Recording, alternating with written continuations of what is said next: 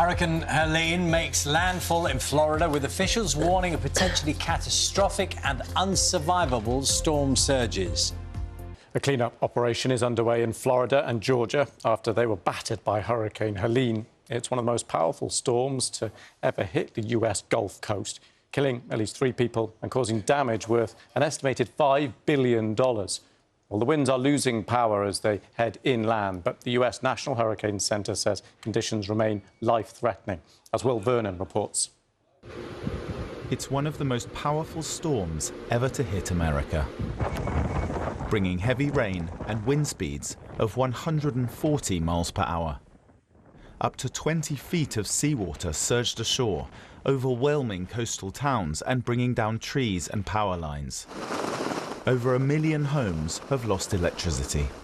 We heard a big bang and the garage door, kind of caved in, and all the water came rushing into the house like a giant stream. So grabbed the dogs and ran as quickly as we could with just what we had and our dogs, and that was it. Rescuers battled through the floodwaters to reach those in need. Officials say the death toll could rise. When Floridians wake up tomorrow morning, we're going to be waking up to a state where very likely there's been additional loss of life, and certainly there's going to be loss of property. You're going to have people that are going to lose their homes because of this storm.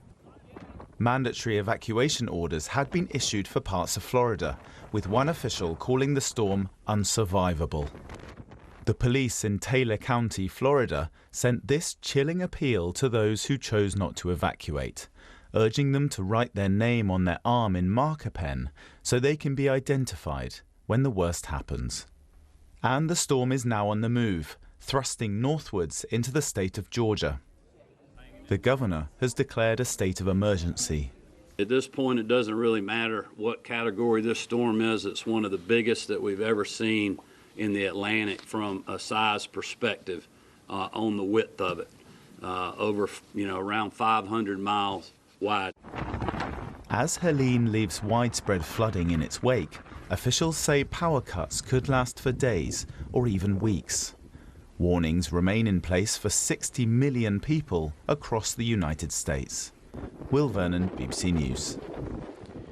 Well, our broadcast partner, CBS News' correspondent Dave Malkoff, is in Atlanta, Georgia, which was hit by the hurricane after Florida. Dave, we can get a sense there from where you are of what's been happening. Yeah. Lewis, when you saw what Will was talking about, that area where the storm came on shore was 270 miles from where I am standing right now. This is Atlanta. It's in North Georgia, the state above Florida. That shows how widespread, fast-moving and strong Helene actually was. This is an apartment complex. Look at this car right here, completely underwater. There's a couple of them down there that are underwater all the way up to the rooftop. And this one, it's got the bonnet right underneath the water at this point. But there are lots of people who are in these apartments back here. I'm told that the Swiftwater Rescue Team is back on its way back here. They were already here. We lost him. As you can hear, we've just lost a bit of the sound there. Flash flooding has caused damage to homes and businesses in parts of England after another night of heavy rainfall. It comes just days after some areas experienced more than a month's worth of rainfall on Monday, disrupting travel. Let's go to Simon Jones, who's in Shefford, which is in Bedfordshire this morning. Morning to you, Simon. The umbrella is up. Give us a sense of how many problems there are this morning. Well, I don't think it's an official Met Office term, but I can tell you the weather this morning here is really grim. The rain is really pouring down. In fact, it's been getting heavier in the past hour or so. It's been raining throughout much of the night, and that comes after several days of really torrential showers.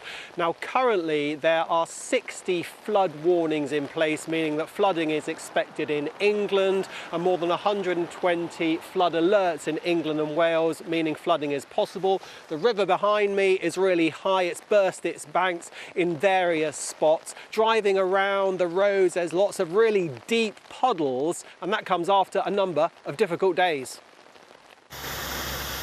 Look at my car.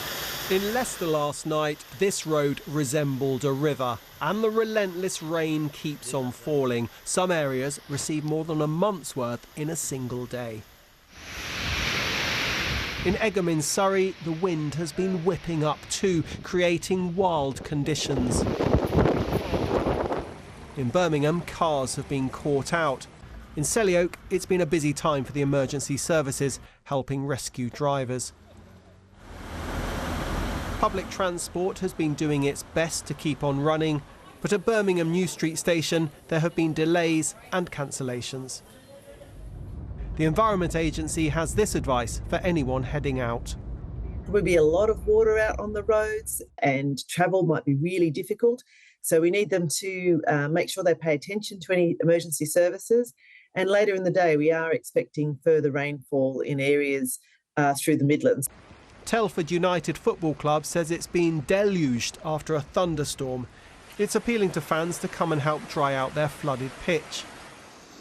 This nearby street shows any clean-up is going to take some time.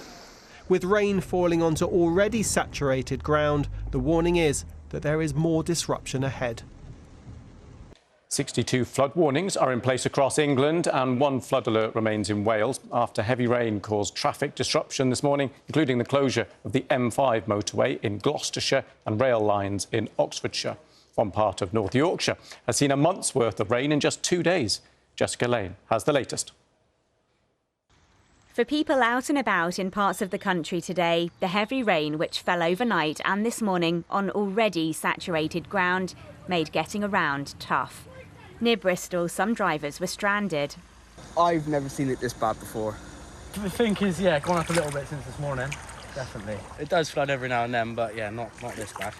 Because of the fields, there's lots of fields that are flooded and it doesn't clear. I believe in climate change and frankly I think we're seeing the effects of it. National Highways say nearly 8 million litres of water has been pumped away from the road network so far today, enough to fill more than 3 Olympic-sized swimming pools. Part of the M5 was closed overnight and people had to be rescued from their cars. And on public transport, the picture wasn't much better. Flooding has seen trains cancelled. Parts of the country saw more than a month's average rainfall in one day earlier this week, and it caused problems in the village of Shefford in Bedfordshire, which is in the middle of 2 rivers. There'd normally be a footpath alongside them here. This is totally unprecedented in anything that's happened before. We've seen the highest levels on this river ever known. At Telford United, they were left with a swimming pool instead of a football pitch as the stadium flooded in just a few hours. And in Oxfordshire, roads have flooded.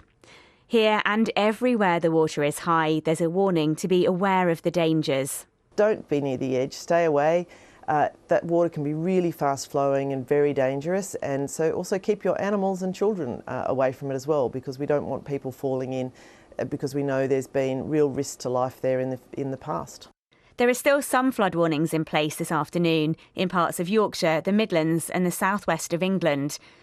For many people, though, today is the time to assess the damage and hope the water will now start to go down. Helene, BBC News.